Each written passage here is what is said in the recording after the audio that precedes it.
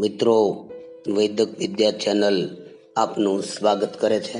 ચોમાસાની ઋતુ અને શિયાળો અને હવે તો 12 માસ સૂકી ઉધરસ અર્થાત કફ વિના ઠોઠો કર્યા કરવું, કફ નીકળે નહીં અને ઉધરસ આવ્યા કરે, તે સૂકી ઉધરસ વિશે મારે આપને થોડીક વાત કરવી છે.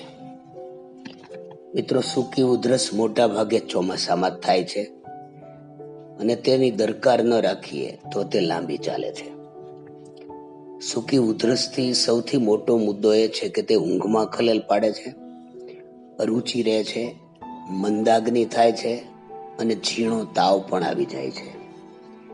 સૂકી ઉધરસને આપણે લક્ષમાં ન લઈએ અને કોઈ જાહેર કાર્યક્રમોમાં આપણે જવાનું થાય અથવા સમૂહના રૂપમાં બેસવાનું થાય ત્યારે આપણે ઠોઠો કર્યા કરીએ તો સર્વનું ધ્યાન આપણા તરફ ખેંચાય છે. એ પણ આ રોગની એક મોટી મર્યાદા છે. સૂકી ઉધરસમાં મુખ્યત્વે વાયુનો ઉદ્વેગ કારણભૂત છે. જો ધ્યાન ન દઈએ તો વરસાદની સિઝનમાં તે કોપાયમાન થાય છે. વાયુથી થતી આ ઉધરસમાં શ્વાસ નળીમાં સામાન્ય રીતે સોજો આવી જાય છે.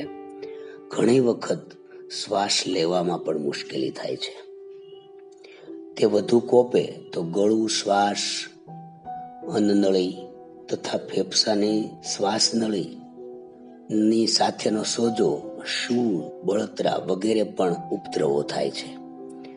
કફથી થતી ઉધરસમાં કફ પાકીને છૂટો પડી જાય છે. તેમાં સામાન્ય રીતે તાવ પણ ઓછો આવે છે. સૂકી ઉધરસમાં એનાથી વિપરીત પરિસ્થિતિ છે. સૂકી ઉધરસમાં સૌથી શ્રેષ્ઠ ઉપાય મારે આપને એ કહેવાનો છે અને એનો જ તમારે અનુકરણ કરવાનું છે. તે એ છે કે બેડા ફળના ટુકડા કરી તેને ચગળવા. માર્કેટમાં દેશી દવાની દુકાને બેડા આખા મળે અથવા એના ટુકડા મળે, એ લઈ આવવા. બેડાનો વીંટળાયેલો રસ, એની લાળ સાથે વીંટળાયેલો રસ ધીમે ધીમે ગળે ઉતરશે આપણે મોઢામાં ચગળશું ત્યારે, અને આપોઆપ આ રસ આપણી અન્નનળીમાં નીચે ઉતરે એટલે વાયુનું શમન થવા માંડશે ને તુરંત સૂકી ઉધરસ આવવી બંધ થશે. મિત્રો, આ અનુભૂત પ્રયોગ છે.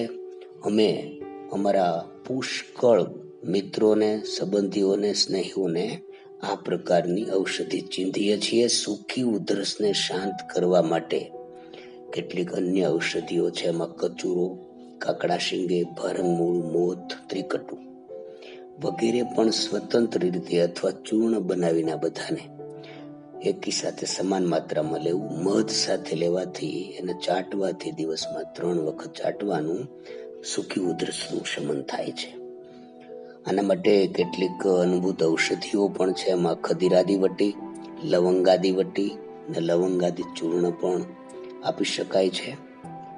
મિત્રો, વાસારિષ્ટ, વાસા કવાથ, દશમૂળ કવાથનો પ્રયોગ કરવાથી પણ સૂકી ઉધરસનું શમન થાય છે.